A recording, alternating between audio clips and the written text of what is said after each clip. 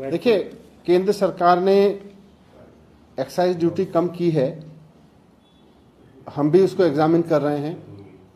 कुछ राज्यों से भी पता चला है कि उन्होंने भी वैट के रेट कम किए।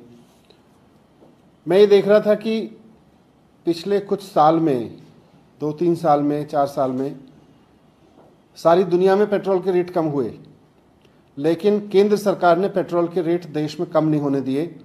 जितने जितने रेट कम होते रहे, सेंट्रल गवर्नमेंट अपनी एक्साइज ड्यूटी बढ़ाती रही। सेंट्रल गवर्नमेंट ने अगर देखें तो 15 रुपये से, जब से पेट्रोल के दाम कम होने शुरू हुए, उस वक्त एक्साइज ड्यूटी जो थी वो 15 रुपये थी 1 लीटर पे।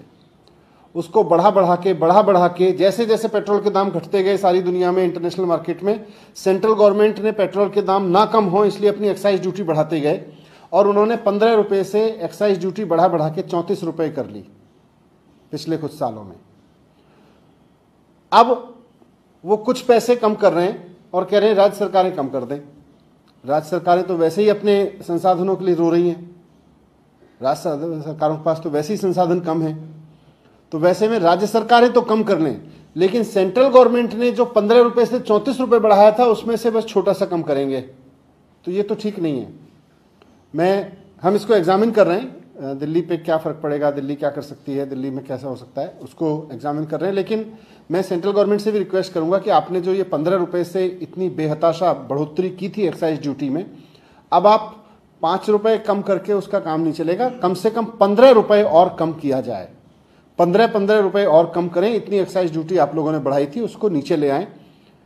तो जो इंटरनेशनल मार्केट में पेट्रोल के दाम कम हुए थे उसका फ़ायदा सीधे आम जनता को मिल सकता है। राज्य सरकारें भी कितना कम करेंगी, कोई 2 रुपये करेगी, कोई 4 रुपये कम करेगी, लेकिन अभी इसको 15 रुपये कम करने का है, क्योंकि हाल के वर्षों में पेट्रोल के दाम में जितनी गिरावट आई, सेंट्रल गवर्नमेंट ने उतना ही बढ़ाती चली गई। वो दाम वापस किए जा सकते हैं।